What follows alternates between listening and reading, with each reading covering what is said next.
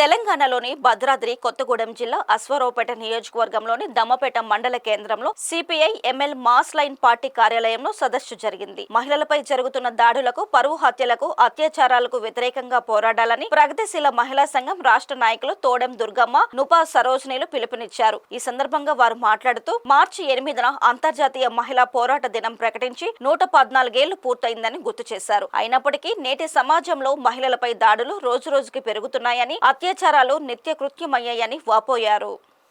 ఏంటి 4 రోజులు అన్నం తినకపోతే ఎట్ట సరిపోద్ది అమ్మాయి అని ఎంక్వైరీ చేస్తే అప్పుడు తండ్రి చెప్పిండు, నాకు కింద స్థాయి వాళ్ళు, మా కులానికి కింద కులం వాళ్ళని ప్రేమించింది, అందుకోసమే నేను గొంతు నిలిపి నా కూతురు నేనే చంపాననేసి ఒప్పుకున్నాడు.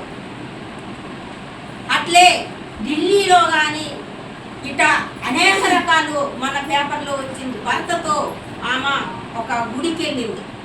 గుడికి వెళ్ళి ఆ గుళ్ళంతా చూసేసి పొద్దుపోయిందనేసి ఆ గుళ్ళోనే అక్కడ చేద తీసుకున్నారు. ఆ నైట్ అక్కడ ఉందాం మనం, మరి తెల్లారి పొద్దుట ఇంటికి వెళ్దామని అంటే భర్త ముందే పెట్టి ఆమెను అత్యాచారాలు చేసి చంపేసిన ఘటనలు ఉన్నాయి. అట్లే మహిళలకి రక్షణ లేదు. ఈ బూర్జోవా పార్టీలు, బూర్జోవా చట్టాలు, రాజకీయ నాయకులు ఉన్నారు కానీ పేపర్లకి చట్టాలు ఎన్నో చేస్తున్నారు. ఈరోజు మహిళలకి ఏ రక్షణ లేదు. మనం అన్నదమ్ములు అన్న అక్క చెల్లెలు బయటికి వెళ్ళిన రక్షణ లేదు, భర్తతో బయటికి వెళ్ళిన రక్షణ లేదు.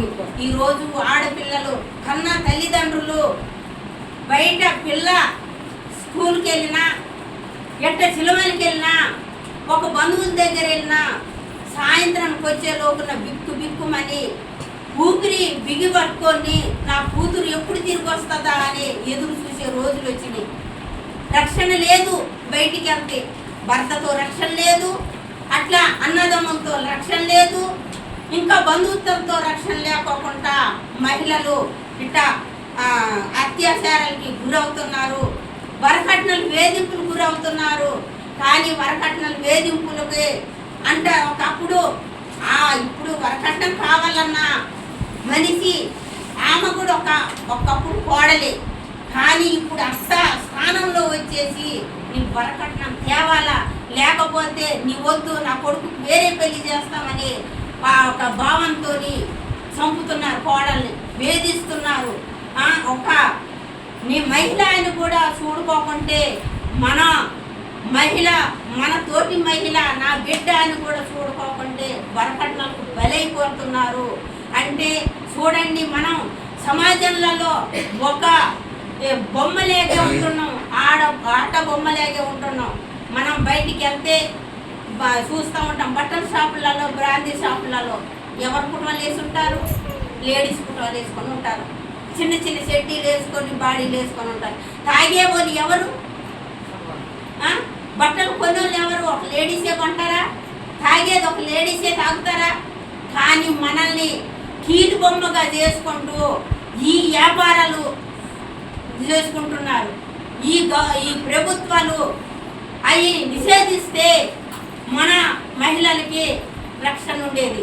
అప్పుడు ఆ రోజు గాంధీ అన్నాడు, స్త్రీ అర్ధరాత్రి నడిచిన రోజు, ఒంటరిగా నడిచిన రోజే స్వాతంత్రం వచ్చినట్టు.